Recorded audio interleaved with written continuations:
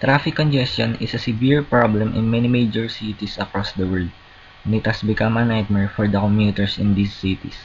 We have a very high traffic in main cities due to waste increasing of automobiles.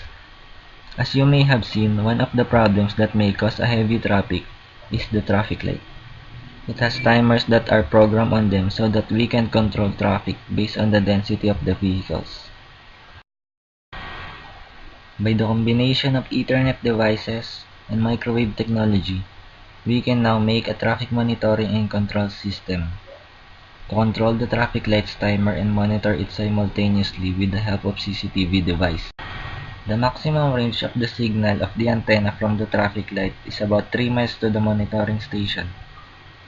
Within that range, many traffic lights can be controlled. Aside from the monitoring station, we can also use tablets and smartphones for controlling the traffic light as an alternative from the conventional push buttons. Here are the targets for the benefits of this system. Passengers, motorists,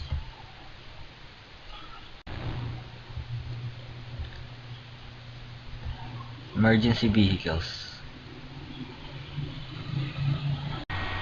These are the main devices used to operate this system. First is Gizduino, the microcontroller. This is where the program was uploaded. Next is Ethernet module. This module is used to connect the microcontroller to the server via Ethernet connection.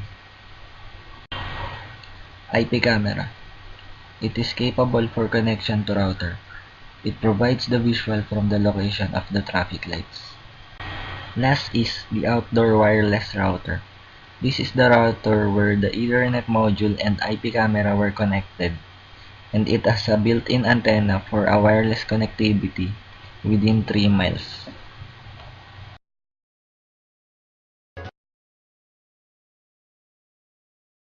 This is our prototype traffic light system controlled and web server via microwave link.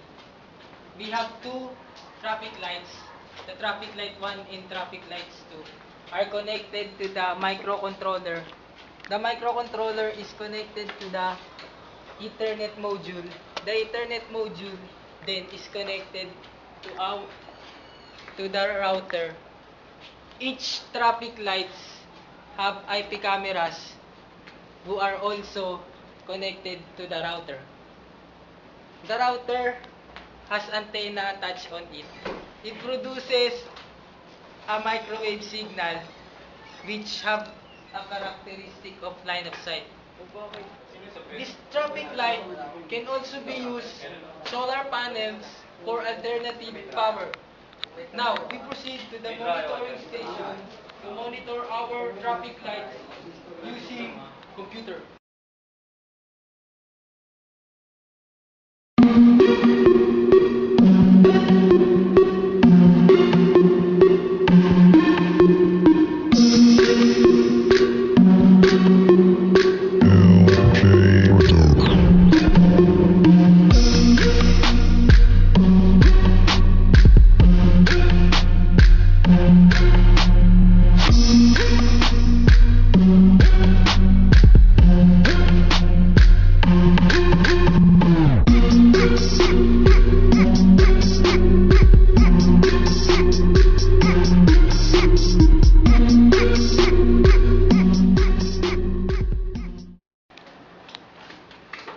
These controls here are for traffic light 1. This one is to extend the light for the traffic light 1, while this controls here is to let the traffic light go according to these inputs. And this one is for monitoring of the traffic light 1. Vice versa to the traffic light 2. And now we will control our system